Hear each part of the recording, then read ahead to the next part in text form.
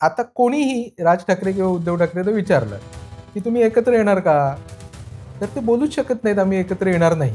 त्यांना हे सांगावंच लागेल की आम्हाला एकत्र यायचं. आत्ता जर ते एकत्र आले तर आत्ताही जितकं नातं उरलेलं आहे त्या दोघांमध्ये, त्या दोन कुटुंबांमध्ये, तेवढंही भविष्यात उरणार.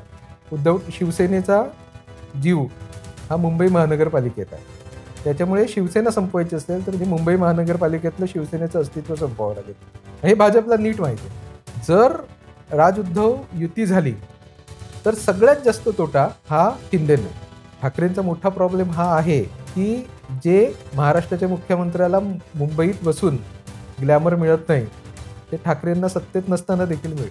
राज ठाकरेंची सगळ्यात मोठी अडचण ही त्यांची पॉलिटिकल ॲम्बिशन्सच संपल्यात असं मला वाटतं. मी असं म्हटलं होतं की राज ठाकरेंचा एकही आमदार निवडून येताना मला दिसत नाही. तसंच यावेळेला मला पूर्ण मुंबईत एकही नगरसेवक जिंकून येताना दिसत नाही. आणि भाजप ही निवडणूक हिंदू विरुद्ध मुस्लिम अशा पद्धतीने घेऊन जाऊ शकली तर त्यांना मोठं यश मिळेल असं दिसतं.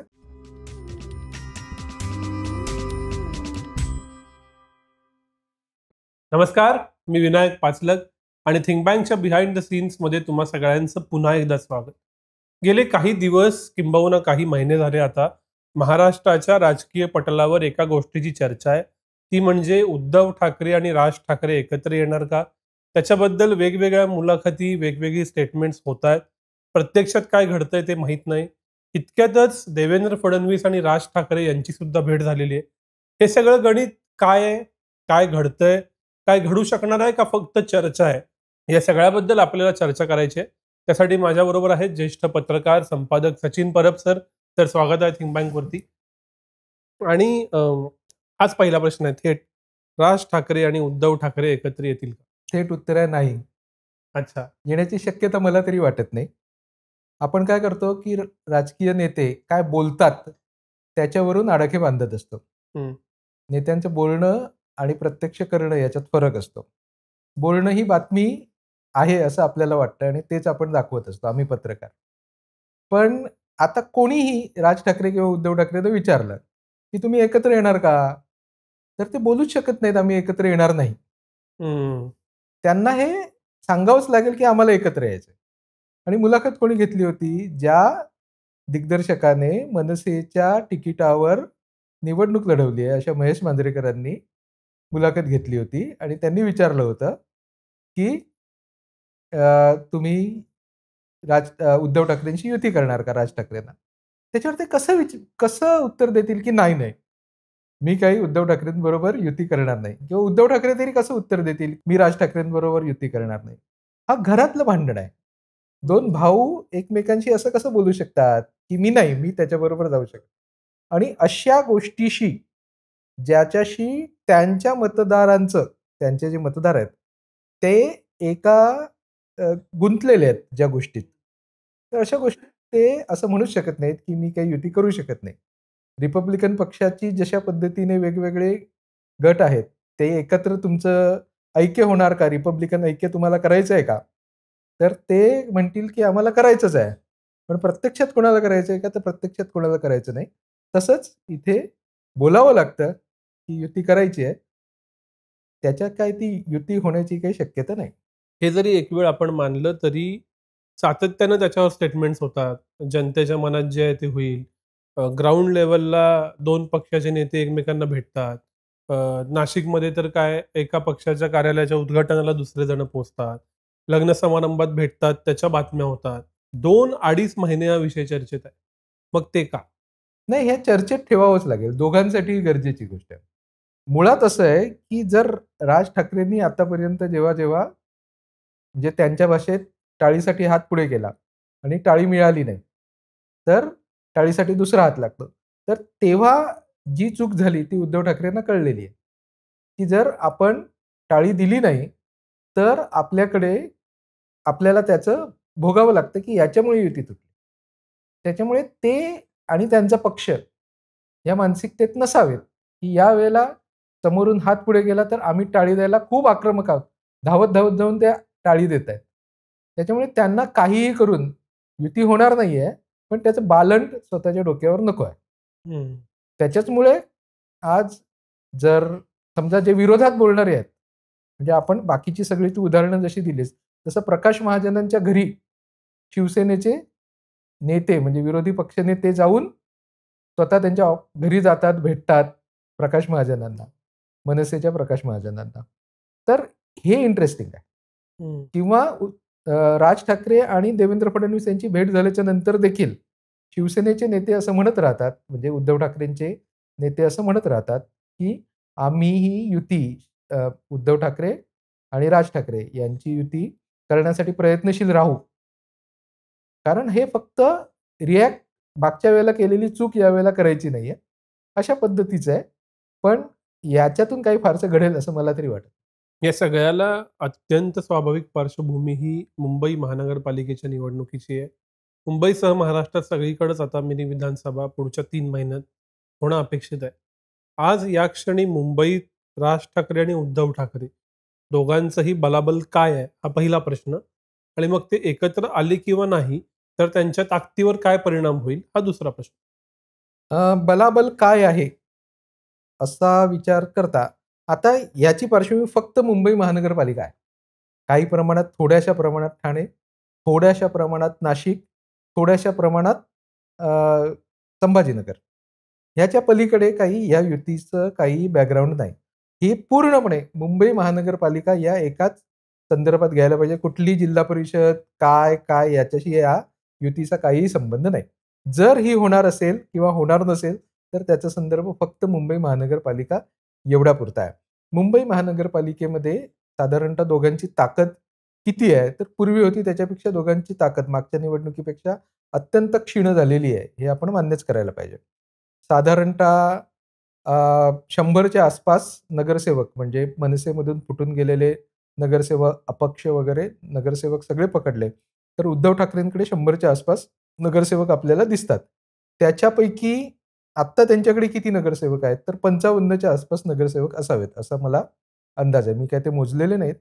पण 55च्या आसपास नगरसेवक आहेत. बाकीचे सगळेच्या सगळे म्हणजे 40-45 जे काही असतील, ते सगळेच्या सगळे बहुतांश शिंदेच्या सेनेकडे गेलेले आहेत किंवा काही प्रमाणात भाजपकडे गेलेले असतील.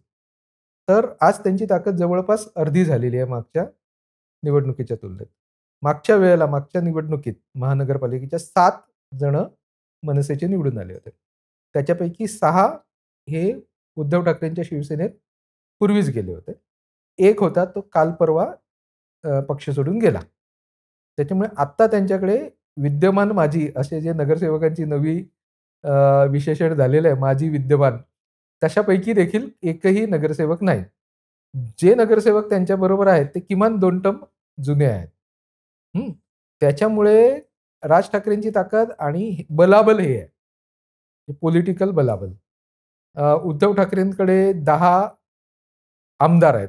म्हणजे महाराष्ट्रभर झालेल्या विरोधी पक्षांच्या सगळ्या पडझडीतही 10 आमदार उद्धव ठाकरेंनी निवडून आणलेत मुंबईत आणि अ, 3 खासदार. तर ही त्यांची ताकद आहे. म्हणजे असं गणित आहे त्याचं, म्हणजे आपण फक्त गणितं बांधू शकतो याच्यात. पण हे दोन्ही पक्ष गणितावर चालत नाहीत. म्हणजे भाजपसारखा पक्ष जसा गणितावर चालतो, अरिथमेटिक आहे. की हे प्लस हे बरोबर हे आणि त्याच्यासाठी केलेली मेहनत आहे, त्याच्यासाठी केलेली स्ट्रॅटेजी आहे आणि त्याच्यातून ते तिथपर्यंत पोहोचतात. ही काही गणितावर चालणारे पक्ष नाहीत. त्याच्यामुळे ह्यांची ताकद अशी मोजता येत नाही, की 1.3% मतदान त्यांना या निवडणुकीत झालं, म्हणून ह्यांची ताकद नाही. तर असे काही त्यांचं मोजता येत नाही. आता फायदा किंवा नुकसान कोणाला होईल? वेगवेगळे लढले तर दोघेही आतापर्यंत वेगवेगळेच लढत आलेले आहेत. मागच्या 2-3 निवडणुका मनसेने वेगळ्या लढलेल्या आहेत, पण शिवसेना निवडून आलेली आहे. पण एका वेळेस शिवसेना फुटलेली नव्हती, एका वेळेस भाजप सोबत होता. त्याच्यामुळे पण आत्ताची परिस्थिती वेगळी आहे. म्हणजे उद्धव ठाकरेंच्याही अस्तित्वाचा प्रश्न आहे. त्याच्यामुळे जर मनसे एकत्र आली, तर ती काहीतरी प्लसच जोडू शकते त्यांच्यामध्ये. अ, मनसेला काय होईल, तर मागच्या वेळेला जेव्हा मी या विषयावर म्हणजे मनसे आणि शिवसेना या विषयावर थिंक टँकमध्ये विधानसभा निवडणुकीच्या अगोदर आलो होतो, तेव्हा मी असं म्हटलं होतं, की राज ठाकरेंचा एकही आमदार निवडून येताना मला दिसत नाही. तसंच यावेळेला मला पूर्ण मुंबईत एकही नगरसेवक जिंकून येताना दिसत नाही. ज्या राज ठाकरेंचे 100च्या वर लोकप्रतिनिधी लहान-मोठ्या स्थानिक स्वराज्य संस्थांमध्ये आपण बघितलेले आहेत. तिथे आज त्यांचा एकही नगरसेवक नसेल, अशी भीषण परिस्थिती खरं तर निर्माण झालेली आहे. त्याच्यामुळे त्यांना काय फायदा होऊ शकेल? तर त्यांना हा फायदा होऊ शकेल, की काही ठिकाणी त्यांचे नगरसेवक निवडून येतील. स्वतंत्रपणे लढले तर एकही येणार नाही. ते भाजपबरोबर लढले तरी देखील त्यांचे नगरसेवक निवडून येतील. ते शिंदेबरोबर लढले तरी देखील त्यांचे नगरसेवक निवडून येतील आणि ते उद्धव ठाकरेंबरोबर लढले तर ह्या तिन्ही गणितांमध्ये सगळ्यात जास्त नगरसेवक त्यांचे निवडून येतील. हे त्यांच्या बेरजेचं आहे. पण दोघांचा वोट एकमेकांना ट्रान्सफर होतील का? हा एक आणखीन त्याच्यातला प्रश्न आहे. तर वोट ट्रान्सफर कुठले होतील? तर उद्धव ठाकरेंचे वोट हे राज ठाकरेंकडे ट्रान्सफर होऊ शकतात. कारण त्यांची एक संघटना आहे आणि ती संघटना काही बऱ्याच मोठ्या प्रमाणात वोट ट्रान्सफर करू शकते. मात्र राज ठाकरेंकडे 2 पद्धतीचे वोटर्स आहेत. एक ज्यांच्याकडे शिवसेनेची पार्श्वभूमी आहे. आत्ता जे काही उरलेले वोटर आहेत त्याच्यात. ज्यांच्याकडे शिवसेनेची पार्श्वभूमी आहे आणि दुसरे असे वोटर आहेत, जे उद्धव ठाकरेंच्या विरोधातच या मनसेमध्ये आलेले आहेत. ज्यांना शिवसेनेची तशी पार्श्वभूमी नाही. तर हे शिवसेनेची पार्श्वभूमी असलेले लोक आहेत.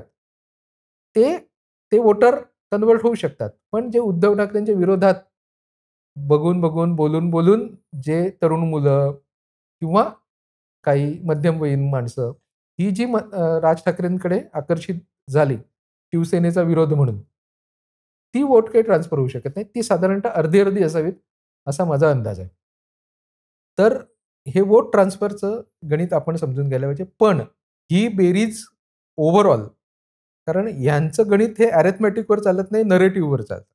कारण ही मंडळी म्हणजे शिवसेना असू दे किंवा मनसे असू दे, ही भावनेच्या राजकारणावर भावनेचं राजकारण खेळतात.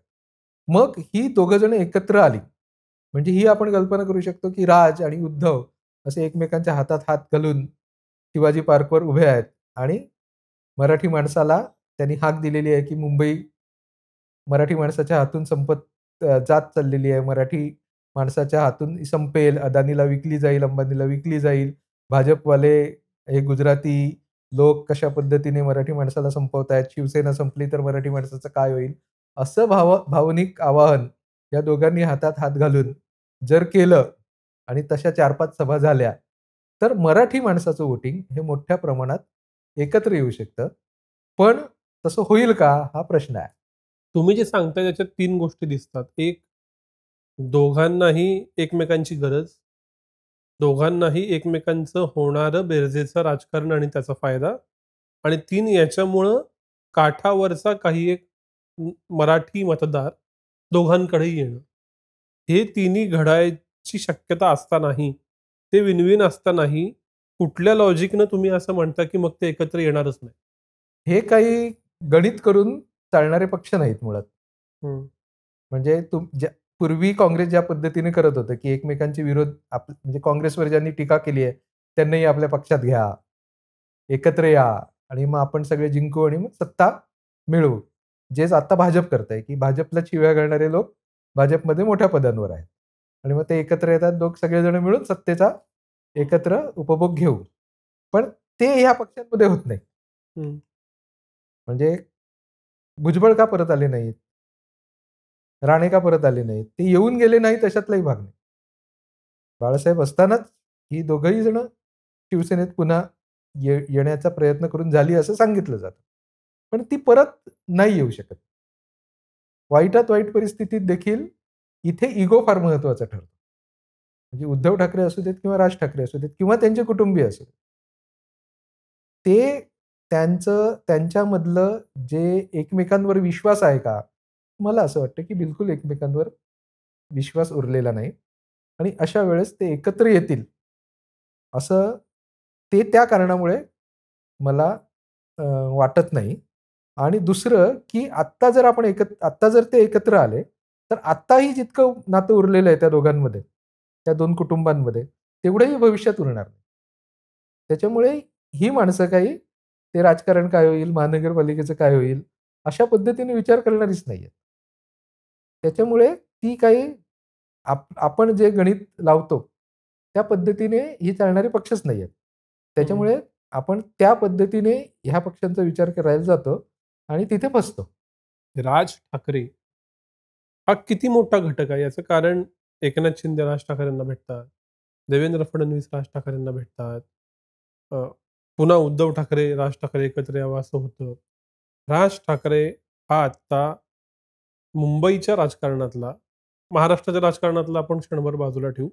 किती महत्त्वाचा घटक आहे आणि तो कुणाबरोबर गेला, तर काय-काय होईल? आपण फक्त शिवसेनेची शक्यता बघितली, बाकीच्या शक्यता. तर एक तर असं आहे, की फक्त देवेंद्र फडणवीस, शिंदे, आशिष शेलार हीच माणसं फक्त राज ठाकरेंना भेटायला येतात अशातला भाग नाही. त्यांना भेटायला येणाऱ्यांमध्ये सलमान खान असतो, त्यांना भेटायला येणाऱ्यांमध्ये अमिताभ बच्चन असतो, त्यांना भेटायला येणाऱ्यांमध्ये रतन टाटा होते. ही मोठी-मोठी हे सगळे राज ठाकरेंकडे जातात. कुठेही मोठा प्रॉब्लेम झाला, कोणाच्या नोकऱ्या कोणाला नोकऱ्यावरून काढून टाकलं, बंद आले, ते सगळे राज ठाकरेंकडे जातात. तर एक समांतर ताकद, सत्ता ही राज ठाकरेंनी उभी केली आहे का? तर ती उभी केली. मुळात ठाकरेंचा मोठा प्रॉब्लेम हा आहे, की जे महाराष्ट्राच्या मुख्यमंत्र्याला मुंबईत बसून ग्लॅमर मिळत नाही, ते ठाकरेंना सत्तेत नसताना देखील मिळतं. त्याच्यामुळे ते कधी सत्ता मिळवण्याच्या फारशा म्हणजे ते त्यांना फारसं तितकं, जितकं इतर राजकारण्यांना आकर्षून घेतं सत्ता मिळवणं, ते त्यांना आकर्षून घेत नाही. हा त्यांचा या सगळ्या ग्लॅमरचाही प्रॉब्लेम आहे फार मोठा. म्हणजे ग्लॅमरचाही हात आहे. तर राज ठाकरेंनी ही ताकद उभी केलेली आहे. म्हणजे आंतरराष्ट्रीय राजकारणात ज्याला सॉफ्ट पॉवर वगैरे म्हणतात ना, तशा पद्धतीची ही सॉफ्ट पॉवर त्यांनी उभी केलेली दिसते. पण त्याच्यातून आत्ता राजकारणामध्ये कोणाच्या सोबत आल्याने म्हणजे ते भाजपच्या सोबत जाऊ शकतात का? भाजप त्यांना सोबत घेईल का? त्यांच्या केडरची सगळ्यात जास्त इच्छा ही भाजपबरोबर जावी अशी असावी असं मला वाटतं. मी जितकं लोकांशी बोललोय तितकं. पण भाजप त्यांना सोबत घेईल का? तर भाजप त्यांना सोबत घेण्याची शक्यता मला कमी वाटते. मुळात एकूण ते उत्तर भारतीय वगैरे, वगैरे जे काय परप्रांतीय उत्तर भारतीय असं जे ठपका राज ठाकरेंवर पडलेला आहे विरोधक म्हणून. त्याच्यामुळे त्यांची इच्छा नसेल. मुळात त्यांना सोबत घ्यावंच का? या याच्या सरळ उत्तर आज काही भाजपकडे नाही. मुळात भाजपची ताकद आज बऱ्यापैकी मोठी आहे. अ, मुंबई महानगरपालिकेत. स्वबळावर देखील ते सत्ता मिळवू शकतात, त्याच्या जवळ आहेत. जरी त्यांना कॉन्फिडन्स वाटत नसला, त्यांचे रिपोर्ट तसे नसले, पण त्यांची पूर्ण स्ट्रॅटेजी ही स्वबळावर निवडून येण्याचा प्रयत्न तर ते नक्की करतील असं मला वाटतं. तर भाजपबरोबर ते जातील का? भाजपबरोबर जाण्याची शक्यता मला फारच कमी वाटते. हां. दुसरं असं आहे, की ते शिंदेबरोबर गेले आणि शिंदे आणि राज ठाकरे असं वेगळं निवडणूक लढली. म्हणजे एकीकडे महाविकास आघाडी इकडे लढेल, दुसरं शिंदे प्लस राज असं एक युती असेल आणि तिसरं भाजप स्वबळावर लढेल. ह्याच्यात भाजप क्लिअर कट जिंकू शकतात. कारण मराठी मतांमध्ये विभागणी होईल आणि भाजप त्यांची मराठी मतं, अमराठी मतं, त्यांचे जो काही त्यांचा जनाधार आहे, तो साम-दाम, दंडभेद, सत्तेचा फायदा असं मिळून गणित होऊ शकतं. जर राज-उद्धव युती झाली, तर सगळ्यात जास्त तोटा हा शिंदेना आहे. कारण काय, तर शिंदेकडे मी खरी शिवसेना आहे, हे सांगण्यासाठी काही बेसच उरत नाही. कारण राज आणि उद्धव एकत्र येतात, तेव्हा तीच खरी शिवसेना आपोआप बनून जाते. अशा वेळेस भले विद्यमान माजी असे 50च्या वर नगरसेवक शिवसेना, मनसे आणि अ, काँग्रेस या सगळ्याचे मिळून जरी शिंदेकडे असले, तरी देखील ते 4थ्या नंबरवर, 3ऱ्या नंबरवर, 4थ्या नंबरवर कदाचित काँग्रेसच्या मागे देखील जाऊ शकतात. एवढी त्यांची दुरावस्था होऊ शकते. जर युती यांची झाली आणि ते भाजपच्या शिवाय वेगळे लढले तर.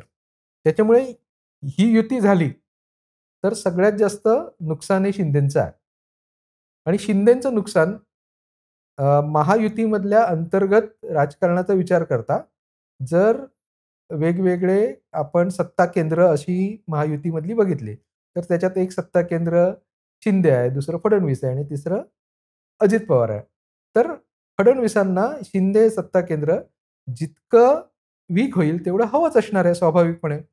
त्याच्यामुळे ती युती झाली, तर शिंदेंना फटका बसेल आणि ते फडणवीसांना हवं असेल. म्हणून कदाचित ही युती होईल. अशा पद्धतीचा तर्क काही जण मंडळी मांडतात. त्याच्यात काही प्रमाणात तथ्य आहे असं म्हणावं लागेल. दुसरं काय आणखीन राज ठाकरे स्वतंत्र लढले तर फार वाईट परिस्थिती होईल, असं मला वाटतं. त्या सगळ्यात आपण एक गृहीत धरतोय की महाविकास आघाडी एकत्र लढेल. एक ती लढेल का? दुसरं, ज्यावेळी पुन्हा रिवायवलच करायचा आहे, तर विशेषतः काँग्रेस, त्यांचा वोटर बेस जो आत्ता त्यांच्याबरोबर आहे, तो शिवसेनेला ट्रान्सफर होऊ देईल का? का काँग्रेस सुद्धा वेगळं लढू शकते? शिवसेना आणि राज ठाकरे, म्हणजे शिवसेना उद्धव ठाकरे आणि शिवसेना राज ठाकरे यांची युती झाली, तर काँग्रेस, राष्ट्रवादी, शरद पवार गट वेगळा. 2 ठाकरेंच्या शिवसेना म्हणजे 2 ठाकरेंचे पक्ष एकत्र आणि मग काय एकनाथ शिंदे वेगळे, भाजप वेगळे असं काहीतरी घडेल.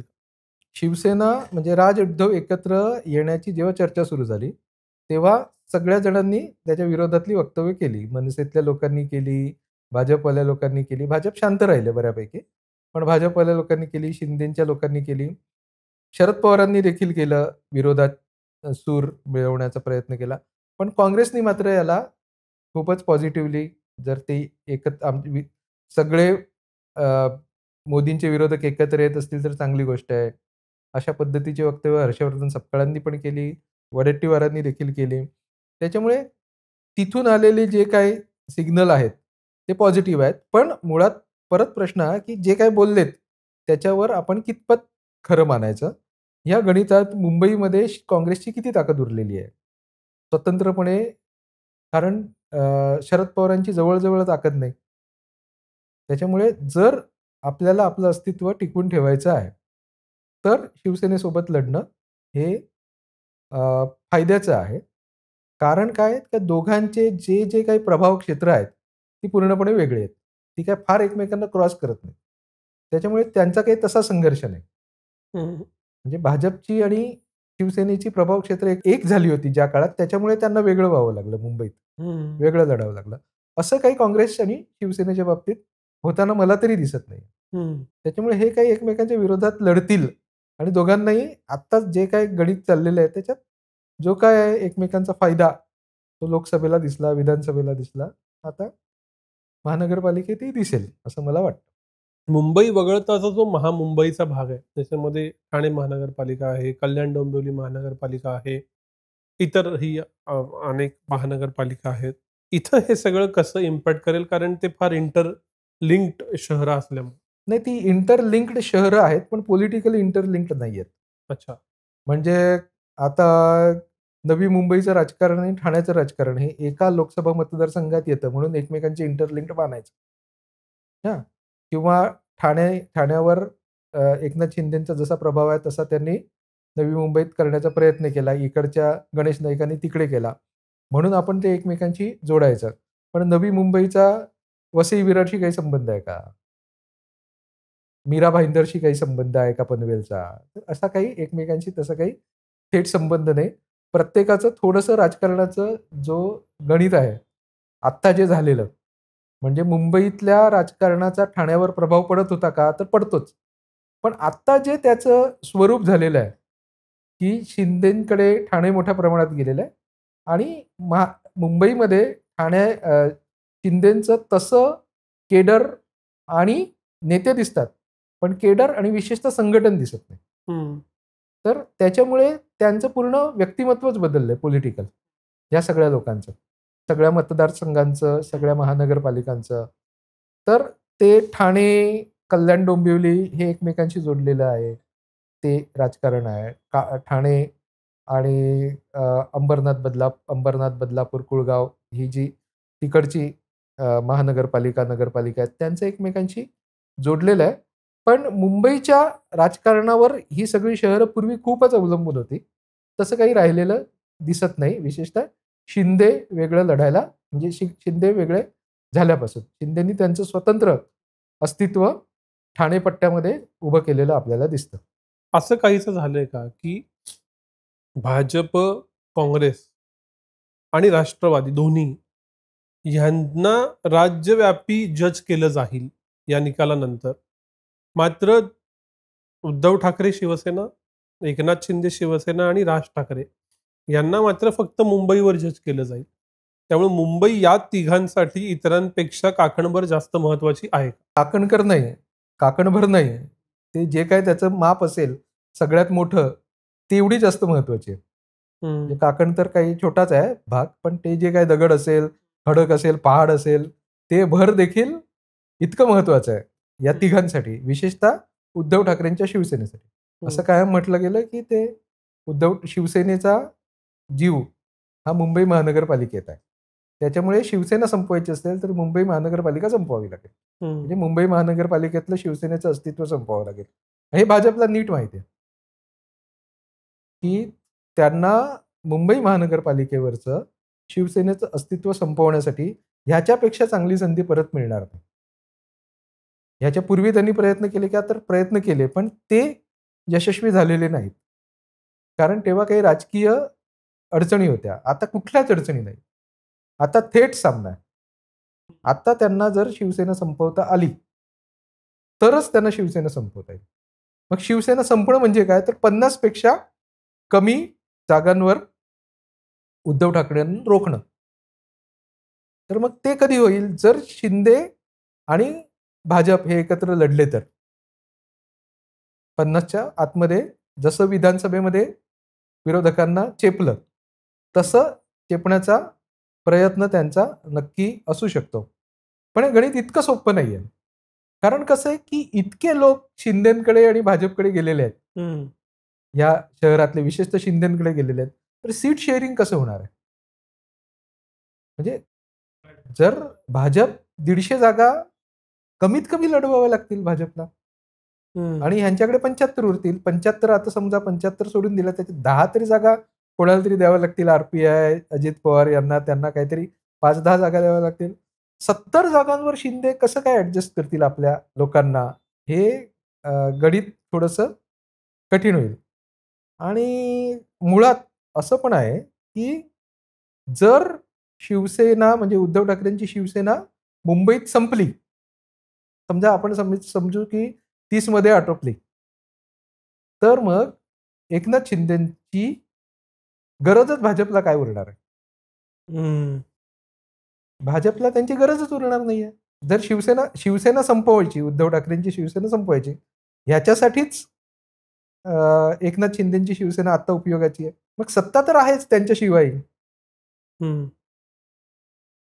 एकनाथ शिंदेशिवाय सत्ता तर आहेच. ते आणि अजित पवार, भाजप आणि अजित पवार मिळून सत्तेत राहू शकतात. गरजच काय राहणार आहे? मग त्याचा पुढचा प्रवास शिंदेचा कसा असेल, हे ठरवण्यासाठी ही महानगरपालिका महत्वाची आहे.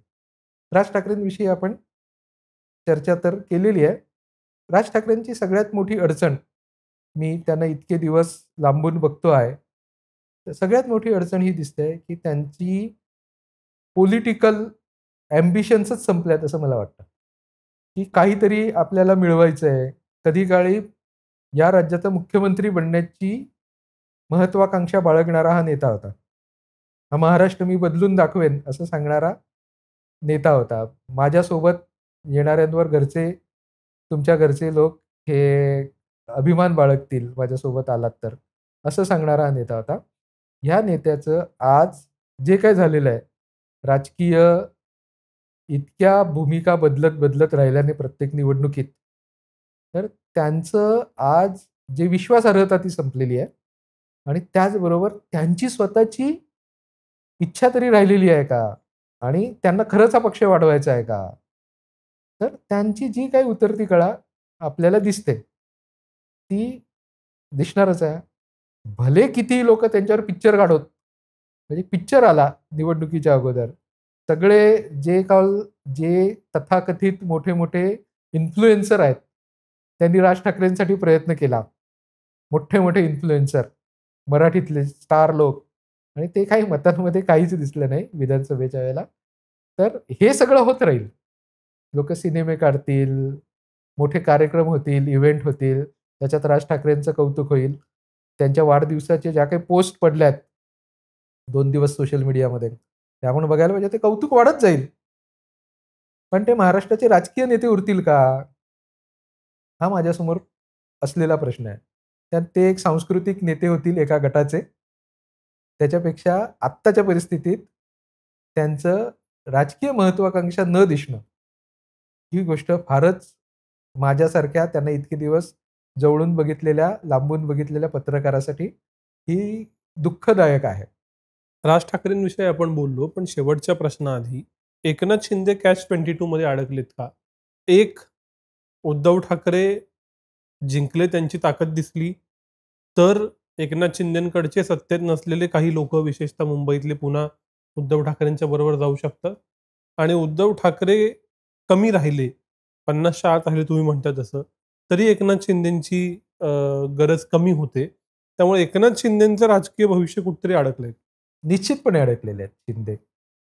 मुळातच ह्या निकालांनी त्यांना त्या कॅचमध्ये ऑलरेडी पकडलेल्या आहेत. त्या अडचणीत आलेले आहेत.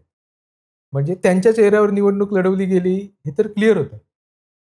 आजही त्यांची लोकप्रियता आहे. आपण हे टाळू शकत नाही. आज देवेंद्र फडणवीसांच्या चेहऱ्यावर निवडणूक लढवता येईल का याच्याबद्दल मला असं वाटतं भाजपचे वरिष्ठ मंडळी शंका घेत असावेत. इतकी त्यांची म्हणजे शिंदेची ज्या पद्धतीची लोकप्रियता, शिंदेचं ज्या पद्धतीचं लाडकी बहीण देईल हा विश्वास, लाडकी बहीणचे पैसे देईल हा माणूस, हा विश्वास त्यांनी निर्माण केला होता. तर तो महत्वाचाच होता. पण त्याच्यानंतर त्यांना जे काही मिळालं असेल ते त्यांच्या अपेक्षेच्या नुसार नसणारच निश्चितपणे. पुढे काय होईल याच्यातून? म्हणजे शिंदेंना जर परत मुख्यमंत्री बनायचं असेल यदाकदाचित, तर त्यांना भाजपमध्येच जावं लागणार. शिंदेच्या शिवसेनेचे म्हणून त्यांना काही मुख्यमंत्री बनता येणार नाहीये पुढच्या काळात. तर ही त्यांची कोंडी चारी बाजूनी झालेलीच आहे. तर त्याच्यामध्ये ह्या निकालांनी काहीही झालं तरी भरच पडणार आहे. पण महत्वाचं असं आहे की शिंदे काही ज्या पद्धतीने ताकद लावतायत सगळीकडे आणि ज्या पद्धतीने त्यांनी विधानसभेच्या निवडणुका लढल्या, त्याच्यामुळे काही महानगरपालिकांमध्ये त्यांची सत्ता येऊ शकते. म्हणजे औरंगाबाद, संभाजीनगरमध्ये त्यांची सत्ता येऊ शकते. कोल्हापूरमध्ये त्यांची सत्ता येऊ शकते. नाशिकमध्ये ते तोडीस तोड उभे राहू शकतायत. भले निकाल काही असले तरी. ठाण्यामध्ये त्यांची सत्ता येते. ठाणे पट्ट्यातल्या महानगरपालिकांमध्ये त्यांची सत्ता येते. तर किंवा त्यांच्याशिवाय सत्ता येऊ शकत नाही असं आपण म्हणूया. बरोबर. तर ही ताकद मोठी आहे. आणि ती ताकद जितकी जास्तीत जास्त उभी करायची आहे, हा त्यांच्या अस्तित्वासाठीचा आता त्यांनी घेतलेलं टार्गेट असणार आहे, असं त्यांच्या एकूण राजकारणावरून दिसतं. की आता काय करायचं आहे, तर सगळ्या जितकी ताकद आपल्याला दाखवता येईल, तेवढी दाखवायची आहे. माझ्याशिवाय तुमचं चालू शकत नाही. हे भाजपला सिद्ध करायचं आणि भाजप हा प्रयत्न करणार आहे, की तुमच्याशिवाय आमचं चालू शकतं. त्याच्यामुळे हा संघर्ष महायुतीच्या अंतर्गत आहे. तो कुठल्याही सत्ताधारी युतीच्या अंतर्गत असतोच. तो काँग्रेस राष्ट्रवादीतही होता, तो भाजप शिवसेनेतही होता, आत्ताच्या भाजप शिवसेनेतही. त्याच्यामुळे ते संघर्ष चालणारच आहे. त्याच्यामुळे ते त्याच्यात अडकलेत, पण ते त्याच्यातून बाहेर निघण्याचा जबरदस्त प्रयत्न करतायत आणि तो काही प्रमाणात यशस्वी होईल असं आत्ताचं चित्र दिसतंय. शेवटचा प्रश्न, मुंबई महानगरपालिकेच्या निवडणुकीत साधारण काय निकाल लागेल, तुमचं प्रेडिक्शन काय? नाही, मला तरी या वेळेला वेगवेगळ्या कॉम्बिनेशन्समध्ये म्हणजे भाजप हा सगळ्यात मोठा पक्ष राहील त्याच्याबद्दल माझ्या मनात शंका मला वाटत नाही. भाजपचा महापौर बनवण्यासाठी भाजप जीवतोड प्रयत्न करेल. सर्व शक्यता पणाला लावून भाजपचा महापौर मुंबईत बसेल असं मला दिसतं आहे. तो मराठी असेल. पण मराठी अमराठी असा संघर्ष जर उद्धव ठाकरे पेटवू शकले विशेषतः गुजराती आणि मराठी असा संघर्ष. त्यांनी तो पत्ता हातचा ठेवलेला आहे लोकसभा निवडणुकीत, विधानसभा निवडणुकीत. तो पत्ता ते या निवडणुकीमध्ये उघडतील असं मला वाटतंय आणि तो त्यांना उत्तम खेळता येतो हे त्यांनी ईशान्य मुंबईच्या लोकसभा मतदारसंघात करण्याचा प्रयत्न केलात आणि त्याच्यात ते यशस्वी झालेले होते. सगळी आदल्या दिवशी मतदानाच्या आदल्या दिवशी अ, नरेंद्र मोदींचा रोड शो लावावा लागला त्या मतदारसंघात आणि तो झाला तरी देखील ती सीट पडली होती आणि तिथे संजय दिना पाटील खासदार झाले होते शिवसेनेचे. तर हे मराठी अमराठीचं गणित जर उद्धव ठाकरे जुळवू शकले तर ते एक चांगली संख्या नगरसेवकांची ठेवू शकतील आपल्याकडे. त्यांना ही मुंबई महानगरपालिका नीट माहिती आहे. कितीही प्रभाग रचना बदलल्या, कितीही त्याचे रिझर्वेशन्स बदलले, काहीही झालं तरी देखील त्यांना ते गणित नीट माहिती आहे. आणि ते गणित नीट माहीत असल्यामुळे त्यांची यंत्रणा, संघटना म्हणून अनेक भागांमध्ये बऱ्यापैकी अजूनही स्थिरस्थावर आहे. त्याच्यामुळे ते त्या दृष्टीने पूर्ण प्रयत्न करतायत. ते जर ते मराठी आणि गुजराती अशा मराठी विरुद्ध गुजराती अशा पद्धतीने ध्रुवीकरण करू शकले, तर त्यांना चांगलं यश मिळेल आणि भाजप जर ही निवडणूक हिंदू विरुद्ध मुस्लिम अशा पद्धतीने घेऊन जाऊ शकली, तर त्यांना मोठं यश मिळेल असं दिसतंय. पण आत्ता या क्षणाला भाजप हा सगळ्यात मोठा पक्ष असेल असं मला वाटतं. सर, खूप खूप आभार. सगळ्यांच्याच मनातल्या कुतूहलाचा जो प्रश्न आहे त्याच्याबद्दल सविस्तर चर्चा झाली, वेगळे अँगल समजले. तशा घटना घडतील तसं परत परत बोलू, पण आज इथंच थांबूया. धन्यवाद. धन्यवाद.